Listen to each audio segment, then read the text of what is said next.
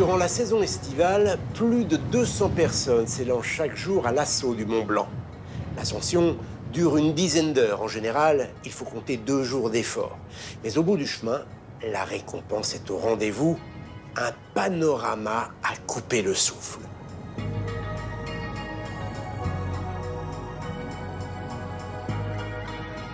Et pour cause, celui que l'on surnomme le toit de l'Europe culmine à exactement 4807 mètres et 81 cm d'altitude.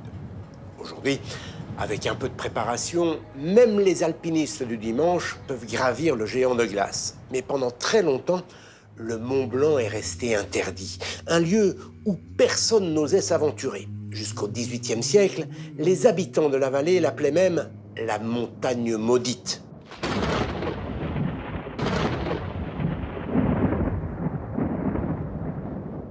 On la pensait peuplée de créatures maléfiques.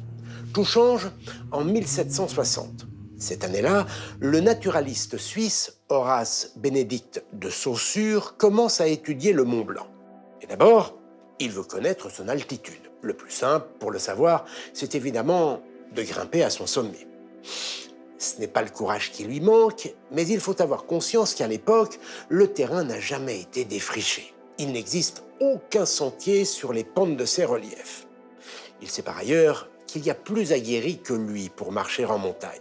Il promet donc une forte récompense au premier montagnard qui trouvera une route pour y parvenir. Durant 25 ans, quelques tentatives sont faites, mais sans succès. Jusqu'au jour où 2 enfants du pays décident d'allier leurs forces pour relever le défi. Le cristallier Jacques Balmat et le docteur Michel Paccard. Le 7 août 1786, les 2 compagnons partent à l'assaut de la montagne maudite. Il faut les imaginer, sans corde, ni piolet, ni crampons. On est très loin des équipements sophistiqués d'aujourd'hui. Paccard et Balmat n'ont pour tout matériel que des chaussures de cuir et un long bâton pour sonder le sol et éviter les crevasses. Dans la vallée, on ne donne pas cher de leur peau. Pourtant, le lendemain, 8 août 1786, à 18h30, les 2 hommes réalisent l'exploit. Ils atteignent le sommet de la plus haute montagne des Alpes. À leur retour, les 2 hommes sont célébrés comme des héros et touchent la prime promise par Saussure. Leur prouesse est aujourd'hui considérée comme l'origine d'un nouveau sport, l'alpinisme. Si l'on ne vit pas en altitude et qu'on se lance sans préparation à l'assaut d'un sommet, on a très vite le souffle court. C'est à cause du manque d'oxygène. Heureusement, notre corps a la capacité de s'acclimater. Walid Mekedem, notre médecin, nous explique comment.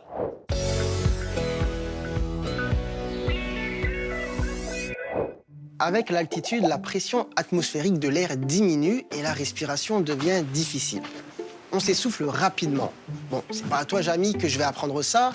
La raison est simple. L'air se dilate et la densité en molécules, notamment d'oxygène, est beaucoup plus faible. De ce fait, lors d'une grande inspiration, tu inhales moins d'oxygène que si tu étais allongé sur un transat à la plage. Par exemple, au sommet du Mont Blanc, tu inspires environ 45% d'oxygène en moins que sur ton transat. Au sommet de l'Everest, beaucoup plus haut, c'est 2 tiers d'oxygène en moins. Or, l'oxygène est indispensable à la vie. En manquer peut avoir des conséquences plus ou moins graves. Parlons pour commencer d'un cas plutôt bénin, ce qu'on appelle le mal aigu des montagnes. Il s'agit d'un ensemble de symptômes peu agréables qui se ressentent le plus souvent lorsque l'on grimpe à des altitudes supérieures à 2500 mètres. Cela se traduit généralement par de la fatigue, des nausées, des vomissements, des maux de tête ou encore des vertiges. Ces symptômes apparaissent 6 à 10 heures après l'ascension et disparaissent ensuite spontanément après la descente. Mais dans les cas extrêmes, cela peut provoquer des œdèmes au niveau du poumon ou du cerveau. Mais alors, Jamy, il se pose une question. Comment se fait-il que certaines populations, comme les Tibétains au nord de l'Himalaya ou les Quechua de la Cordillère des Andes, vivent sans problème à des altitudes pouvant dépasser les 4000 mètres? Tout cela est dû à un phénomène long d'adaptation au fil des générations, qui diffère d'ailleurs selon les régions du monde et les patrimoines génétiques. Par exemple, les Amaras d'Éthiopie, qui vivent à plus de 3000 mètres d'altitude, ont des taux élevés d'hémoglobine dans le sang qui leur permettent de transporter plus d'oxygène. Bref, le corps sait s'adapter, mais il faut juste lui laisser du temps. Alors, si tu grimpes le Mont Blanc, Jamy, un conseil, vas-y mollo, même si je ne doute pas de tes capacités physiques. Merci Walid. C'est vrai, quand on aura grimpé à de telles altitudes, il faut monter par paliers. Prendre plusieurs jours, laisser le temps à l'organisme de fabriquer davantage de globules rouges qui vont capter plus d'oxygène, ce qui permet d'être moins essoufflé. Tous les 2 ans, depuis 2001, des scientifiques évaluent l'altitude du Mont Blanc, car elle peut varier de quelques mètres d'une mesure à l'autre, en fonction de l'épaisseur de la neige. 4808 mètres et 72 cm en 2015, 4807 mètres et 81 cm en 2021. Jusqu'à présent, sa hauteur a toujours été comprise entre 4807 et 4811 mètres. Ce chiffre fait du Mont Blanc le point culminant de la chaîne des Alpes et la championne d'Europe occidentale des montagnes les plus hautes. Mais comment expliquer son statut de recordman? Tout d'abord, il faut savoir que notre montagne et toute la chaîne à laquelle elle appartient, les Alpes, est relativement jeune. Et plus les montagnes sont jeunes, plus elles ont tendance à être élevées et pentues. En vieillissant, en effet, elles s'érodent et perdent de la hauteur. Un peu comme nous, finalement. Les Alpes ont commencé à se former il y a 50 millions d'années, lorsque la plaque apulienne et la plaque européenne, deux plaques tectoniques, sont entrées en collision.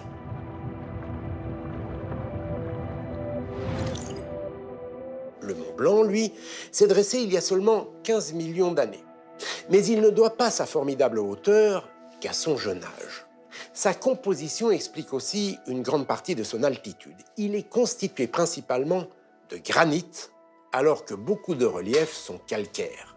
Or, le granit est une roche qui s'érode moins vite que les autres. Mais ce n'est pas tout. Durant ces derniers millions d'années, les glaciers autour de la montagne ont joué un rôle majeur dans l'élévation du sommet. J'explique. Dans la partie haute des glaciers, le sol est gelé en permanence. C'est ce qu'on appelle le permafrost ou le pergélisol en français. Grâce à lui, non seulement les roches tiennent mieux ensemble, mais elles sont aussi protégées de l'érosion par la glace de surface. Du coup, faute d'usure, elles continuent à s'élever d'1 millimètre par an grâce au mouvement des plaques. À la base des glaciers, une partie de la glace fond chaque année, elle se transforme en eau qui lessive les sols en creusant les vallées. Au fil des siècles, les glaciers ont littéralement sculpté le Mont Blanc et lui ont donné son aspect de pyramide. Vous le savez, le massif du Mont Blanc s'étend des deux côtés de la frontière franco-italienne. Mais alors, à qui appartient-il? Aux Français ou aux Italiens? La question fait toujours débat. David Chemla, notre détective de l'histoire, a refait le match.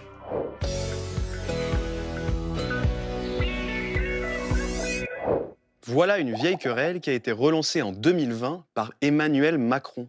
Alors qu'il était en déplacement sur le Mont Blanc pour constater les effets du réchauffement climatique, le président a annoncé la mise en place d'une zone protégée. C'est plutôt une bonne initiative, pourtant ça a déclenché une avalanche de réactions côté italien. Car il nous accuse, nous les Français, de nous accaparer quelques petits kilomètres carrés du massif qui ne seraient pas à nous.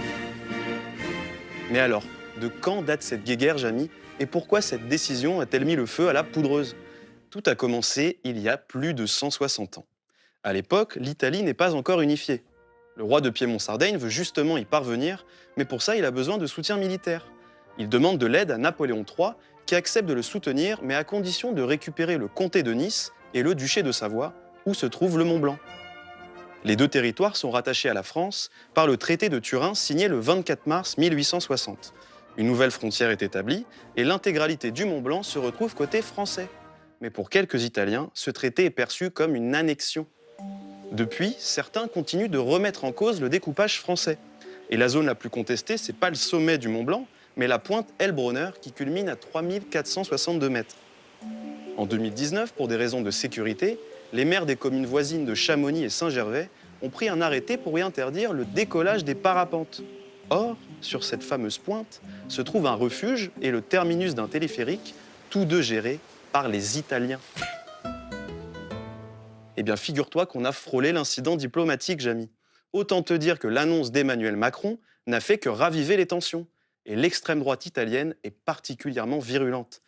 La présidente du parti Fratelli d'Italia a déclaré « Les Français violent nos frontières en montagne. Nous pensons qu'il y a une limite à la servitude dans nos rapports avec la France. » Et sur les réseaux sociaux, certains internautes italiens n'y vont pas de main morte. Après la Joconde, les Français nous volent le sommet du Mont Blanc. Ou alors, moi, j'aurais envoyé l'armée. Vive l'ambiance. Alors pour mettre un terme à cette lutte des glaces, peut-être faudrait-il considérer une bonne fois pour toutes que le Mont Blanc n'est ni français ni italien, mais bien franco-italien. Une sorte de colocation sous le toit de l'Europe. Grazie mille, David. Comme on dit, entre la France et l'Italie, il y a toujours eu des hauts et des bas. Avec le réchauffement climatique, nos glaciers sont en voie de disparition. D'une année sur l'autre, ils ne cessent de reculer. Voici la mer de glace en 2020. Situé sur le versant nord du massif du Mont Blanc, c'est le plus grand glacier de France métropolitaine. Enfin, ce qu'il en reste. Voilà à quoi elle ressemblait en 1856. Elle descendait beaucoup plus bas dans la vallée. Elle s'étirait sur 15 km à partir de son lieu de naissance, situé à 4300 mètres d'altitude. En un siècle et demi, le front du glacier a reculé de 2,5 km. Pour vous donner une idée, auparavant, on pouvait apercevoir la mer de glace directement depuis la vallée de Chamonix à 1035 mètres d'altitude. Aujourd'hui, il faut prendre le petit train du Mont-en-Vert et monter à plus de 1900 mètres pour le voir. Mais le plus impressionnant, peut-être, c'est la perte d'épaisseur de la mer de glace. 190 mètres depuis 130 ans. Lorsque la gare du Mont-en-Vert a été inaugurée en 1909, le glacier n'était qu'à quelques mètres en dessous. 80 ans plus tard, la mer de glace avait déjà perdu 100 mètres d'épaisseur. Du coup, il a fallu construire un télécabine, puis un escalier pour aller fouler la glace. Depuis, le phénomène s'est poursuivi et s'accélère même. Ces dernières décennies, au niveau de la gare du Mont-en-Vert, la mer de glace perd chaque année entre 4 et 5 mètres d'épaisseur.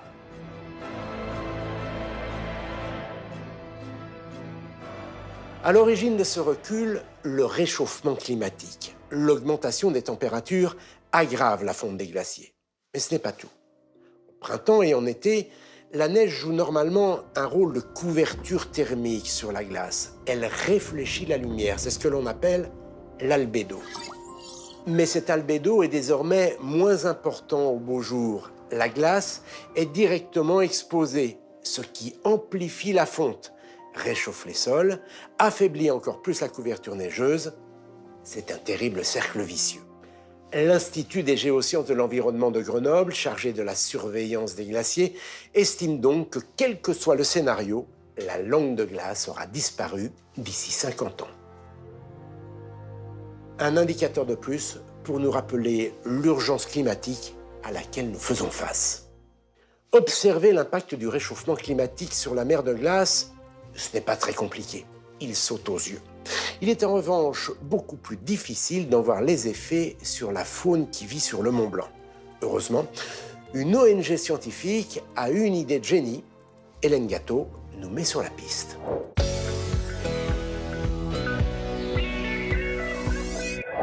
Jamy, pour répondre à ces questions, figure-toi que l'on a fait appel aux internautes. En effet, une ONG scientifique, le Créa Mont Blanc, a lancé un projet de grande ampleur, Wild Mont Blanc. C'est un projet qui vise à suivre les effectifs et les activités des mammifères et des oiseaux vivant sur le massif du Mont Blanc. Car ce n'est pas évident d'assurer une surveillance humaine en toute saison et dans des environnements parfois difficiles d'accès.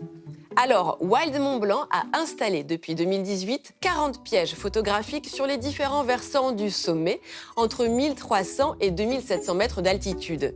Les appareils photos se déclenchent quand ils détectent un mouvement et 20 espèces ont déjà été observées comme la marmotte, le renard, le grand tétras ou le chamois.